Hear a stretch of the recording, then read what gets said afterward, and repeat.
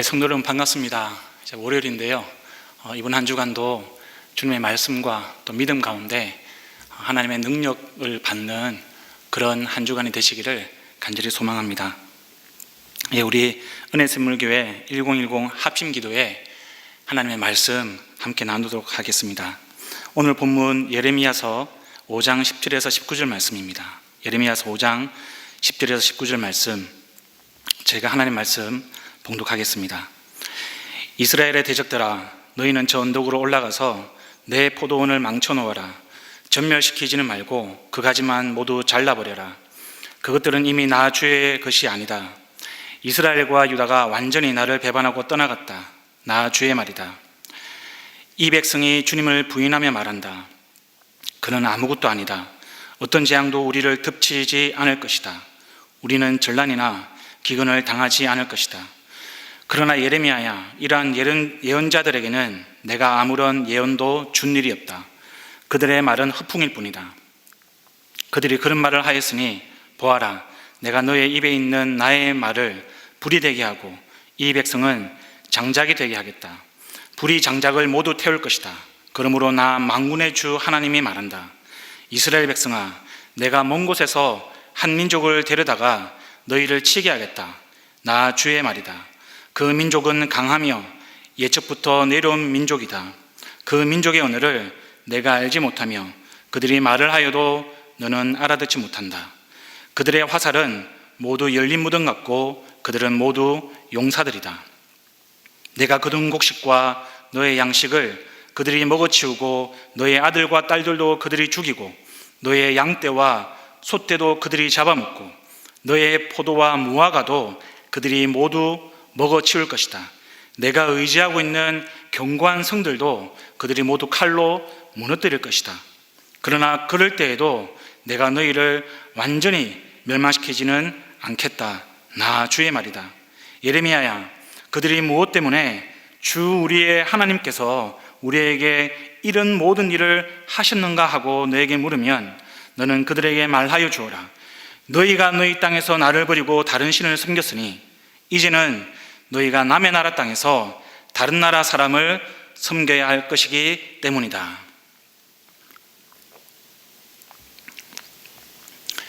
아멘. 성도 여러분, 우리가 주변에서 반려견을 키우는 분들이 자주 하는 농담이 있습니다. 그 농담은 사람은 자기를 키워준 부모나 스승을 배반하는 경우가 있지만 개들은 자기를 키워준 주인을 배반하지 않는다는 말입니다. 이 말은 어떤 경우에 자존심이 좀 상하는 말이긴 한데 생각해보면 대부분 다 고개를 끄덕이게 됩니다. 왜냐하면 그런 일들이 우리 주변에 많이 있기 때문에 그렇습니다. 부부나 가족, 친구나 동업자 사이에서 배반이 일어납니다. 누구나 한 번쯤 겪을 수 있는 일입니다. 철석같이 믿었는데 정말 마음을 다해서 사랑했던 사람인데 배신을 당할 때 그 상처는 사실 이루 말할 수가 없습니다. 심지어 어떤 사람들에게는 이 배신이 칼이 되어서 목숨을 앗아가기도 합니다. 오늘 본문도 이렇게 가슴 아프고 분노가 일어나는 실제 배반과 관련된 이야기입니다. 지금 이스라엘 백성들은 자기들을 가장 사랑하고 아끼고 또 모든 것을 주시는 하나님을 배반하고 있습니다. 하나님은 자기를 배반한 이스라엘 때문에 마음 아파하시고 분노하시고 심판을 경고하고 있습니다. 성도 여러분, 우리는 오늘 본문에서 먼저 이스라엘에게 배반을 당하시는 하나님의 그 상처와 눈물을 느낄 수 있어야 합니다. 그렇지 않으면 우리가 하나님의 이 심판을 오해할 수 있습니다. 배반한다는 것은 관계를 파괴한다는 말입니다. 신뢰를 깨트리는 겁니다. 믿음을 저버리는 것입니다. 성경은 하나님과 우리와의 관계를 자주 부모와 자식의 관계, 그리고 부부의 관계로, 신랑과 신부의 관계로 설명을 합니다. 부모가 이혼을 하면 가정이 깨어집니다. 가정이 깨질 때 그것은 부부에게도 그리고 자녀에게도 정서적인 폭력이 됩니다. 마찬가지입니다. 오늘 이스라엘의 이 배신은 하나님과의 관계를 파괴하는 것이었습니다. 이것은 하나님께 이스라엘의 영적인 폭력을 가하는 것이었습니다. 지금 이스라엘 백성들이 하나님을 어떻게 영적으로 폭력을 행하고 있습니까? 17절에 보면 이스라엘은 하나님을 의지하지 않고 그저 많은 곡식과 가축들 그리고 과실과 견고한 성읍을 의지했다, 이렇게 기록을 하고 있습니다. 19절에는 하나님을 버리고 다른 신을 섬겼다, 이렇게 기록하고 있습니다. 그래서 하나님은 이런 것들을 다 무너뜨리시고 대적들을 사용해서 이스라엘을 치겠다, 너희를 포로로 삼겠다, 이렇게 경고하고 계십니다. 성도 여러분, 다른 종교를 믿고 또 제사상에 절하는 것만이 우상 숭배가 아닙니다. 우리가 하나님을 대신하는 모든 것, 그것이 우상입니다. 우리가 하나님을 의지하면서 동시에 하나님처럼 의지하는 것도 우상입니다. 우리의 명예와 사상, 권력, 시간, 쾌락, 심지어 우리 자신도 그런 우상이 될 수 있습니다. 제가 길을 가다가 목공예품 가게를 지나간 적이 있습니다. 그 가게 앞에 이런 문구가 적힌 공예품이 하나 있었습니다. 돈을 세다가 잠들게 하소서. 돈을 세다가 잠들게 하소서. 우상숭배죠. 그런데 더 문제는 저도 그러고 싶더라고요. 우리가 무엇인가 이 하나님처럼 우리의 마음을 기울인다면 그것은 우상입니다. 예수님은 분명히 말씀하셨습니다. 너희가 재물과 하나님을 겸하여 섬길 수가 없다. 여자를 보고 음욕을 품는 자마다 마음에 이미 가늠한 자다, 이렇게 말씀하셨습니다.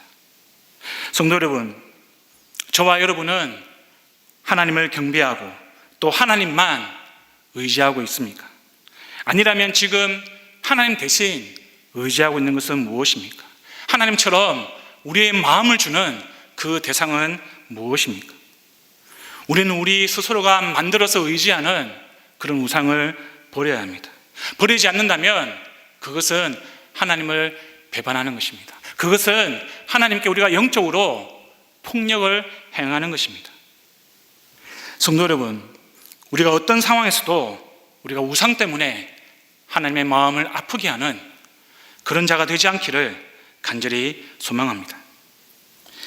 두 번째로 본문을 통해서 우리는 심판 가운데서도 당신의 백성들이 돌아오기를 바라시는 그 하나님의 인내와 긍휼을 붙들어야 합니다. 보십시오. 지금 하나님은 자기를 배반한 이스라엘과는 다르게 하나님은 이스라엘과의 관계를 끝까지 지키려고 하십니다. 10절입니다. 이스라엘 대적들에게 포도원을 망치라고 하시면서 전멸시키지 말고 가지만 잘라내라, 이렇게 말씀하셨습니다. 그러니까 포도나무의 본체는 건드리지 말고 그대로 두라는 것입니다. 18절입니다. 하나님 당신께서도 이스라엘을 완전하게 멸망시키지는 않겠다, 이렇게 말씀하셨습니다.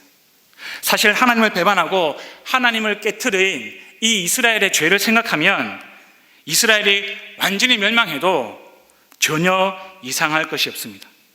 그런데 하나님의 본심은 이런 이스라엘의 완전한 멸망이 아니라 이스라엘과 관계를 회복하는 것이었습니다. 그래서 하나님은 예레미야 같이 선지자들을 계속 보내셔서 심판을 경고하시는 겁니다. 하나님은 포기하시지 않고 이스라엘에게 돌아올 수 있는 기회를 지금 주시고 있는 것입니다.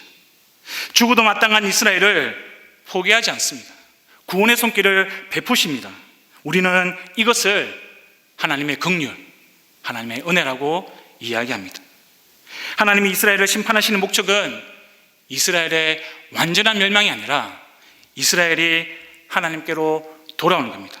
그래서 하나님은 지금 인내하시고 하나님의 긍휼과 은혜를 베풀고 계시는 겁니다. 성도 여러분, 이 폭행범이라도 이 죄질이 가볍고 초범이면 세상 법정은 보통 벌금이나 이 집행유예를 줍니다. 근데 이 진짜 악질은요, 죽을 때까지 때려놓고 반성하지 않는 사람입니다. 그리고 반복해서 계속 폭력을 행하는 사람, 이런 사람이 진짜 악질입니다. 지금 이스라엘의 경우가 그렇습니다. 이스라엘의 경우가 마찬가지였습니다. 지금 하나님이 한두 번 이스라엘에게 당하고 이렇게 무섭게 심판을 경고하시는 게 아닙니다. 이스라엘은 하나님의 사랑, 하나님의 말씀, 하나님이 행하시는 모든 것을 부정해버렸습니다. 11절에 이스라엘과 유다가 하나님을 완전히 배반했다고 기록하고 있습니다. 완전히 배반했다, 이렇게 기록이 되어 있습니다. 그냥 좀 배반한 게 아니고요, 철저하게 하나님을 배반했습니다. 이것은 이스라엘이 하나님을 영적으로 무자비하게 폭행했다는 겁니다. 출애굽 이후로 계산해 보면 1000년 가까이 이스라엘은 하나님께 이런 폭력을, 영적인 폭력을 행사했습니다.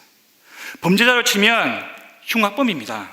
하루도 참기 힘든데 하나님은 1000년을 참으시고 회개하고 돌아오라고 지금도 말씀하고 계시는 겁니다. 혹시 여러분 중에 우리 하나님은 절대적으로 강하시기 때문에 마음이 아프지도 않고 또 상처도 안 받는 분이라고 그렇게 생각하십니까? 아니요, 그렇지 않습니다. 우리 하나님은 피도 눈물도 없는, 그런 감정도 없는 그런 분이 아닙니다. 우리 하나님은 우리가 죄를 지으면 슬퍼하시는 분입니다. 우리가 죄를 지으면 우리 하나님은 마음 아파하시는 분입니다. 우리가 하나님을 배반하면 하나님의 마음은 찢어지십니다. 그런데도 우리 하나님이 완전하시고 위대하신 이유는 우리의 죄악 때문에 하나님이 상처받고 아파하시면서도 우리를 끝까지 포기하지 않기 때문에 그렇습니다. 오늘 본문에서도 하나님은 예레미야를 통해서 심판을 경고하시고 이스라엘이 돌아오기를 바라십니다. 성도 여러분, 다시 말씀드립니다. 우리 하나님이 완전하시고 위대하신 이유는 우리가 가진 모든 것을 파멸시키고 시원찮은 우리 같은 존재를 끝까지 사랑하시고 긍휼과 은혜를 베풀어 주시기 때문에 하나님이 위대하신 것입니다. 하나님이 완전하신 것입니다. 하나님의 이러한 위대하심과 완전하심이 어디에서 가장 잘 나타나고 있습니까? 저와 여러분의 인생에서 이것을 경험한 하나님의 최고의 긍휼과 은혜가 무엇입니까? 예, 맞습니다. 예수 그리스도이십니다. 그분이 우리 대신 당하신 하나님의 십자가의 고난과 죽음입니다. 예수님이 당하신 채찍질과 십자가의 죽음은 실상 우리가 우리의 죄악으로 휘두른 하나님에 대한 폭력이었습니다. 그런데도 예수님은 그런 우리의 죄악마저도 다 지시고 우리 대신 십자가에서 죽으셨습니다. 우리는 예수 그리스도를 통해서 하나님의 완전한 은혜와 긍휼을 경험했습니다. 사랑하는 성도 여러분, 저와 여러분은 이 긍휼과 은혜 앞에서 반응해야 합니다. 우리는 하나님을 버리고 가버린 이스라엘 백성들과는 다른 길을 가야 하는 것입니다. 달라야 하는 것입니다. 우리는 마치 이 세상의 삶이 끝인 것처럼 살아서는 안 되는 것입니다. 하나님보다 더 사랑하는 것, 우상에게서 우리는 돌아서야 합니다. 하나님을 배반하고 하나님을 부인하는 삶에서 우리는 돌아서야 합니다. 그런데 거기서 멈춰서는 안 됩니다. 예레미야처럼 하나님을 배반한 채 살아가는 저 세상 사람들 향해서 우리는 하나님의 구원과 심판을 전해야 하는 것입니다. 하나님은 저와 여러분을 이 시대의 예레미야로 부르셨습니다. 아무리 코로나 시대라고 해도, 아무리 세상 사람들이 교회를 향해서 욕을 해도 하나님의 복음과 사명은 절대로 결코 변하지 않습니다. 우리는 우리의 목소리로, 우리의 삶으로 전해야 합니다. 사랑하는 나의 부모 형제요, 사랑하는 나의 친구요, 당신을 기다리시는 하나님께로 돌아오십시오. 우리 인생의 유일한 소망, 예수 그리스도의 그 생명수를 마시십시오. 그렇지 않으면 당신의 인생의 종점은 영원한 멸망입니다. 우리는 하나님의 이 구원과 심판을 모든 힘을 다해서 세상에 전해야 합니다.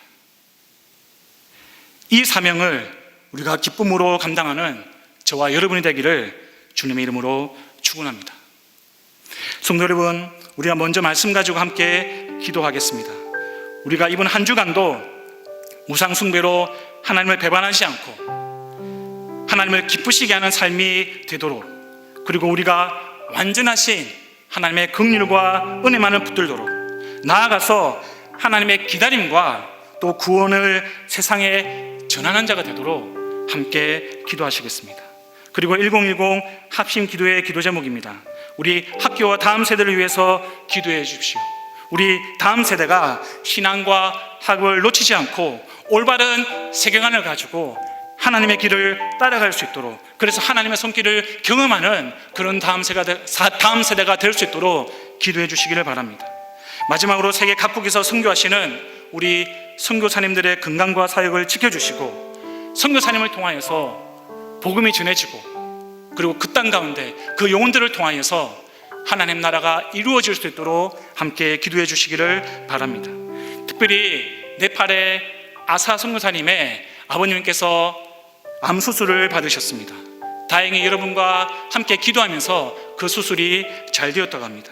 이제 항암 치료를 받아야 합니다. 이후에 항암 치료를 통해서 몸에 있는 모든 암세포가 사라질 수 있도록 하나님 은혜를 주시옵소서. 우리 아사 선생님을 위해서, 우리 선교사님의 아버님을 위해서 함께 기도해 주시기를 바라겠습니다. 기도하시겠습니다.